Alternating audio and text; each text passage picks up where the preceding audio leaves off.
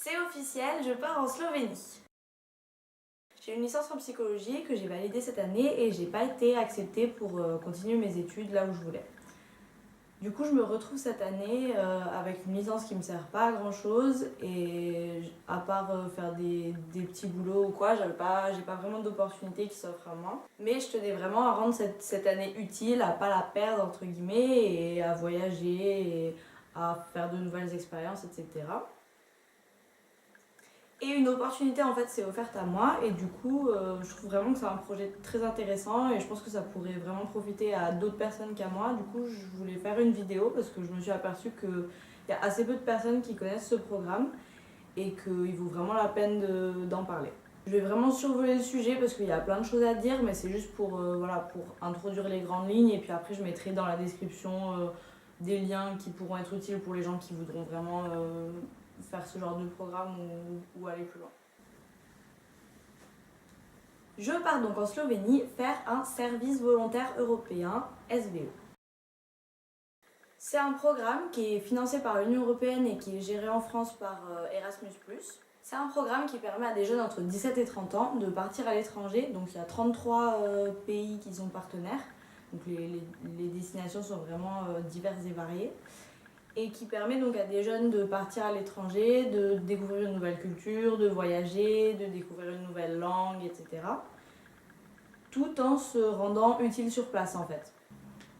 Il ne demande aucune formation ou expérience préalable, aucun niveau de langue. Il permet vraiment à des jeunes en difficulté ou voilà, qui sont un peu perdus, qui sont en manque de formation ou qui sont comme moi un peu dans une année de blanc, justement d'avoir une formation non formelle. L'Union européenne met vraiment en avant ce programme parce que ça permet c'est vraiment considéré comme une expérience d'éducation non formelle. Ça permet de valoriser des aptitudes professionnelles et des savoir-être, des savoir-faire, etc. Et ça permet vraiment au retour du volontaire en France, ça augmente son employabilité. Donc pour mettre sur un CV, c'est vraiment un plus. À la fin du SVE, en fait, on peut recevoir un Youth Pass. C'est vraiment un papier officiel qui atteste de ce qu'on a fait sur place, du fait qu'on a vraiment acquis des compétences. Et ça permet de valoriser sur notre CV et de montrer aux futurs employeurs ce qu'on a pu acquérir pendant ce projet. Donc après, il existe vraiment des SVE dans tous les domaines d'activité possibles.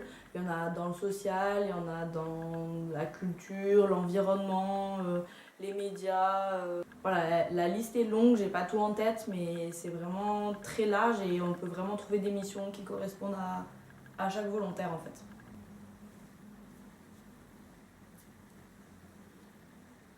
Personnellement, je pars dans une association qui fait des activités avec les enfants et les personnes en situation de handicap. Et le grand avantage de ce programme, c'est qu'en plus de ne demander aucune expérience ou aptitude préalable, il demande aussi aucune condition de revenu parce que tout est pris en charge financièrement. Un budget est alloué pour les transports, aller et retour. Je ne vais pas m'étaler sur comment c'est réparti entre la structure d'accueil et la structure d'envoi, mais la plupart du temps, aucun frais de trajet n'est demandé aux volontaires. Alors je dis la plupart du temps parce que en fait il y a un budget précis qui est donné et il arrive parfois que les billets d'avion ou le transport de manière globale coûtent un peu plus cher que le budget qui a été donné et on demande alors aux volontaires de donner 50 ou 100 euros pour compléter, mais c'est pas le cas le plus souvent et en général le budget est cohérent avec le prix du trajet. Même les transports sur place sont pris en charge. Alors, je ne sais pas si c'est le cas pour tous les SVE. En tout cas, nous, je sais que sur place, on aura le droit à une carte de bus pour les bus locaux et on aura même le droit à un vélo.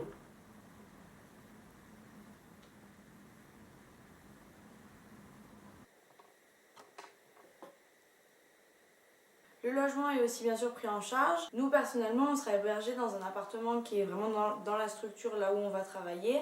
Mais dans tous les cas, le logement ne représente aucun frais pour le volontaire. Il y a aussi un budget qui est prévu pour la nourriture, donc soit sous forme de repas style cantine ou quoi, ou de l'argent par semaine pour acheter à manger. Nous, on aura de l'argent par semaine pour faire les courses tous ensemble pour la colocation. Et le bonus en plus de tout ça, c'est qu'on a de l'argent de poche, qui est défini par rapport au PIB de chaque pays en fait. Un volontaire qui va aller en Roumanie, il n'aura pas le même argent de poche qu'un volontaire qui va aller en France.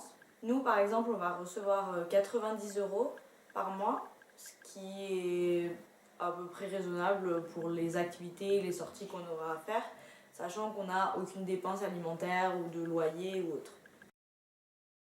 Personnellement, je pars 2 mois, de début janvier à début mars, mais il existe d'autres missions qui peuvent aller jusqu'à 1 an. En fait, il existe deux formats de SVE. Les SVE court terme qui peuvent aller de 2 semaines à 2 mois et les SVE long terme qui vont de 2 mois à 1 an. Et l'avantage, c'est qu'en fait, ils peuvent se cumuler. Moi, par exemple, comme je vais faire le SVE court terme le plus long possible, et ben, si l'occasion se représente, avant mes 30 ans, je peux refaire un SVE long terme jusqu'à maximum 10 mois. Chaque jeune entre 17 et 30 ans a un crédit de 1 an pour faire un ou plusieurs services volontaires européens.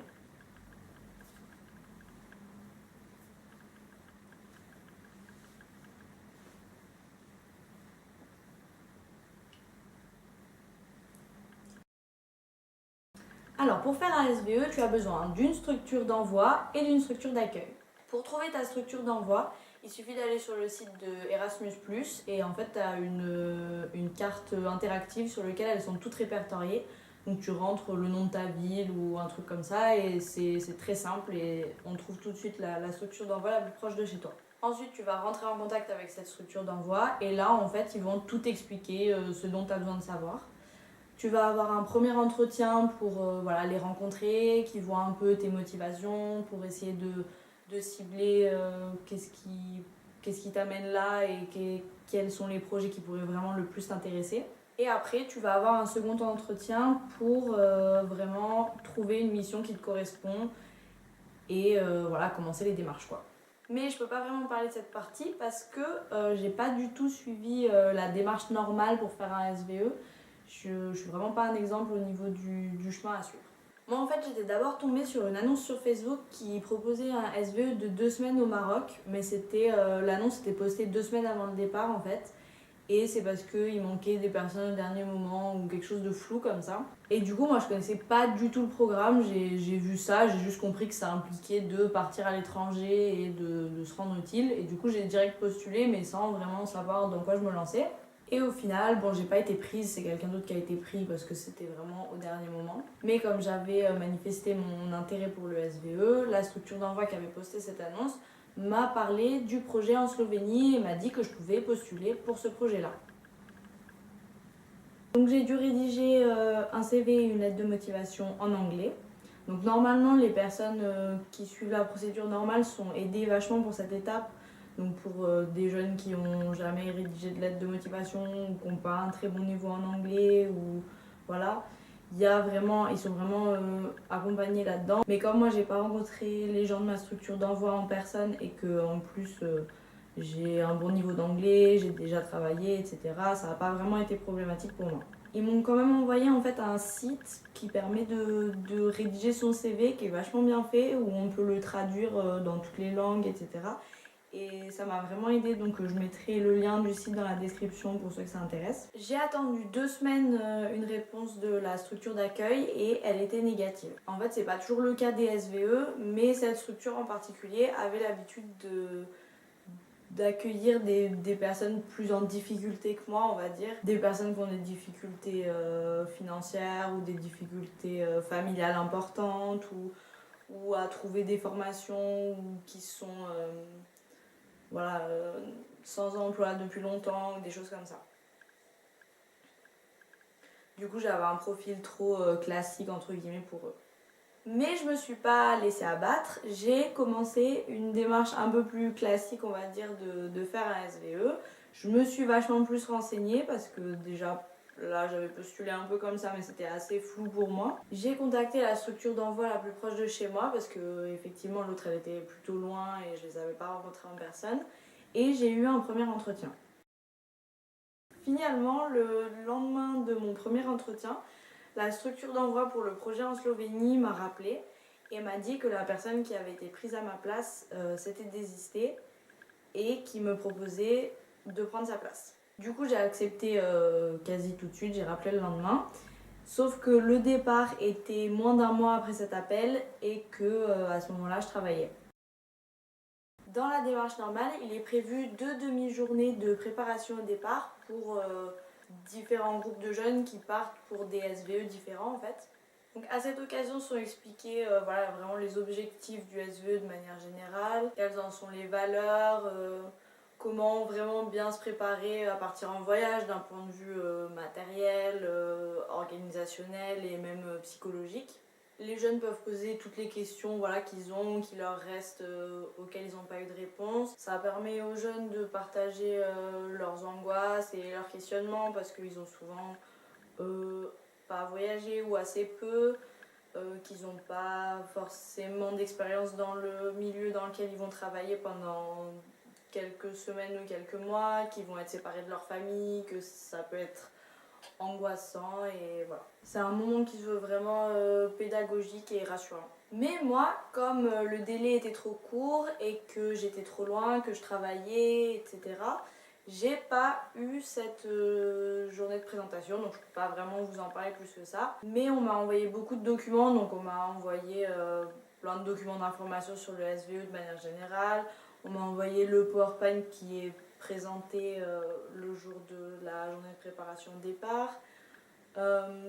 On m'a donné mon emploi du temps que j'aurai là-bas, le contrat que j'aurai à signer, donc avec toutes les informations à l'intérieur. Donc j'étais pas vraiment perdue. Et de plus, je me suis quand même rendue dans ma structure d'envoi une fois pour signer les papiers, rencontrer les personnes et j'ai eu un petit entretien quand même avec des explications, un débriefing, enfin voilà, j'ai été quand même bien encadrée et rassurée. En plus de ça, donc la fille avec qui je pars, j'en parlerai un peu plus loin, et moi on a fait un Skype avec une personne de la structure d'accueil et ça s'est très bien passé. On a pu lui poser les questions un peu techniques qu'on avait, comme par exemple est-ce que vous avez un sèche-cheveux? Question très importante pour moi.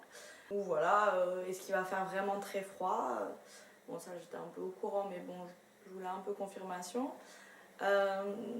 Ou des questions plus concrètes sur comment on va se retrouver à l'aéroport.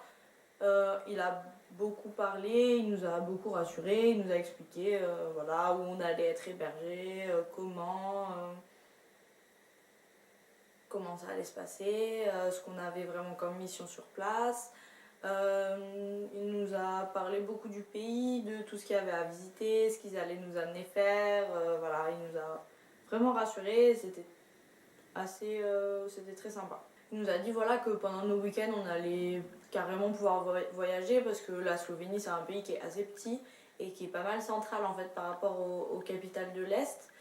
Et que voilà, il nous a dit qu'on pouvait par exemple aller à Budapest pour 9 €, qu'on pouvait aller à Zagreb, à Bratislava, des choses comme ça. Et il nous a aussi beaucoup parlé du fait qu'il allait sûrement y avoir des conflits et qu'il allait peut-être avoir des moments où on allait se sentir mal ou des choses comme ça. Et il nous a fait tout un débriefing sur le fait qu'il fallait vraiment aller vers lui et lui en parler s'il y avait des soucis et qu'il fallait bien qu'on communique entre nous et que si on avait des angoisses, il fallait les gérer intelligemment. Et voilà, c'était vraiment assez rassurant. Et quand je lui ai demandé est-ce qu'il y a quelque chose en particulier auquel vous pensez qu'il faudrait qu'on emmène dans la valise, il a répondu a lot of motivation. Tout est dit. Et non, je pars pas toute seule. En fait, à la base, il y avait 2 places qui étaient proposées pour ce projet pour des Français. Et c'est 2 copines qui ont postulé. Et en fait, c'est une des 2 filles qui s'est désistée et du coup, il restait l'autre et du coup, je vais partir avec l'autre. Et du coup, c'est une fille de 18 ans qui a passé son bac cette année et qui voulait prendre un peu de temps pour elle pour voyager avant de commencer vraiment ses études dans le supérieur. On s'est rencontrés une après-midi et on en a profité pour faire le Skype du coup avec la personne de la structure d'accueil. Ça s'est très bien passé, elle a l'air très gentille, je pense que ça va bien se passer. Et en fait, on le savait pas avant, mais on a découvert pendant le Skype qu'on ne sera pas que toutes les 2 non plus. On va rejoindre sur place 6 autres personnes en fait, donc on sera 8 en tout dans l'appartement. Il y aura déjà sur place deux SVE long terme en fait, qui sont déjà là-bas, et 4 autres personnes qui viennent de à peu près toute l'Europe. Donc il y a 2 Roumains, une fille et un garçon, et 2 Finlandais, je sais pas si c'est des filles ou des garçons.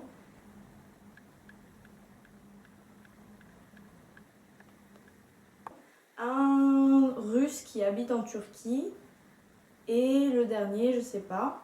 Donc voilà, ça va être assez varié, et on a entre 19 et 27 ans. Donc c'est cool, je pense que ça va être assez sympa. Donc dans la structure aussi, il va y avoir des animaux. Il y a plusieurs chats, il y a des lapins nains et il y a un petit hamster qui s'appelle Charlie. Quand je suis allée dans la structure d'envoi pour signer les papiers, etc., j'ai aussi rencontré là-bas en fait une fille qui fait comme moi mais à l'inverse. En gros, sa structure d'envoi, c'est ma structure d'accueil et sa structure d'accueil, c'est ma structure d'envoi. Et du coup, j'ai pu lui poser des questions, on a bien discuté et tout, c'est cool. Et on a échangé les contacts et elle m'a dit, en fait, elle rentrait en Slovénie une semaine après que je l'ai rencontrée, donc elle sera là quand on va arriver. Et elle m'a dit, voilà, que quand on arriverait, on pouvait l'appeler, qu'elle viendrait nous chercher en voiture pour aller visiter des trucs, elle veut nous montrer les lumières de Noël qui seront encore là-bas quand on arrivera. Apparemment, c'est très joli. Et puis, on est déjà invité une soirée quand on va arriver. Enfin, voilà, c'est cool de savoir qu'on a déjà une copine sur place alors qu'on n'y est même pas encore.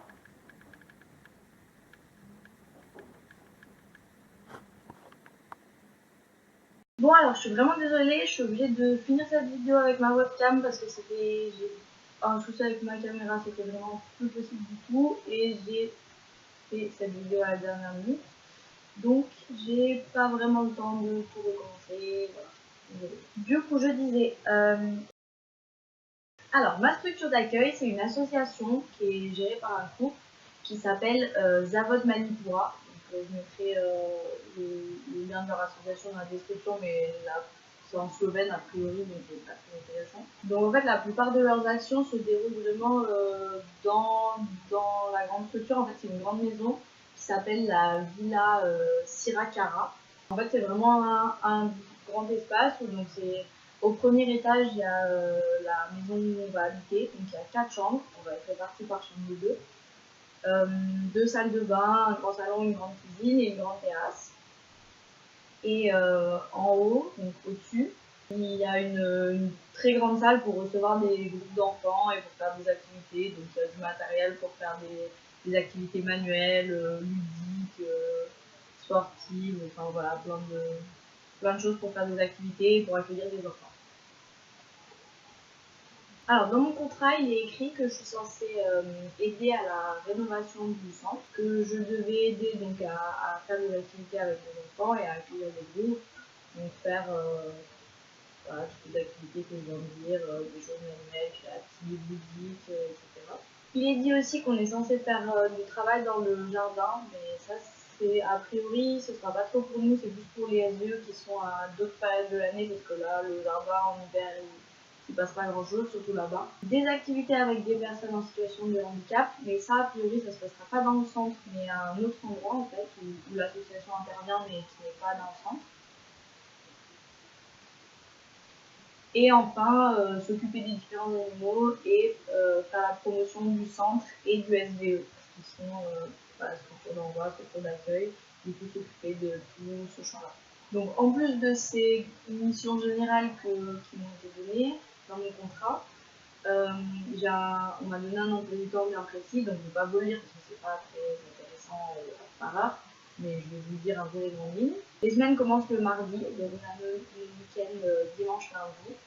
Toutes nos journées commencent à 9 h, donc ça c'est plutôt quelque chose de positif pour moi parce que se lever le matin c'est quand même la pire corvée. Et en plus de nos week-ends, on a le droit à 2 jours de congé par mois. Donc le mardi c'est assez tranquille, on commence à 9 h comme tous les jours, donc on a d'abord une réunion de groupe tous ensemble. Et après, on fait pas mal d'activités pour nous, en fait, enfin, pour la colocation, on va faire les courses, on fait du ménage, voilà, et la journée finit à 13 h.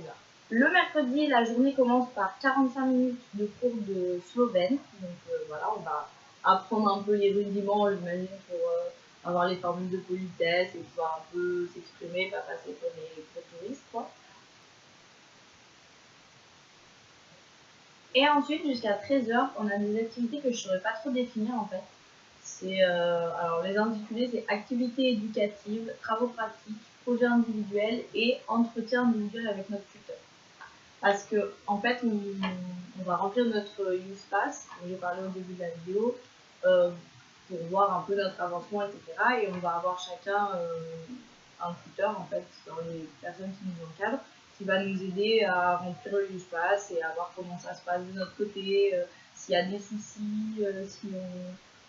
Voilà, comment on se sent évoluer, comment si on a des choses à dire à ce moment-là, quoi. Donc voilà, tout ça c'est un peu flou pour moi, mais on verra bien à ce moment-là. C'est organisé en tout cas, il y a des plages horaires pour tout. Et après, à partir de 16h30, donc jusqu'à 20h, c'est préparation des activités pour les enfants, activités avec les enfants et rangement de ce qu'on a fait après leur départ. Le jeudi et le vendredi, c'est de 9h à 13h des activités avec des personnes handicapées et après de 16h30 à 19h des activités avec les enfants. Alors le samedi, la journée commence à 16h, donc ce qui est plutôt tranquille pour sortir le vendredi par exemple. Et elle comprend donc la préparation du Youth Club, le Youth Club et après en fait une espèce d'évaluation de ce qu'on a pensé de la séance, etc. Un nouveau débrief avant la fin de la semaine. Donc voilà à peu près comment je vais occuper mon temps les 2 prochains mois. Je suis vraiment extrêmement contente, je pense que ça va beaucoup m'apporter.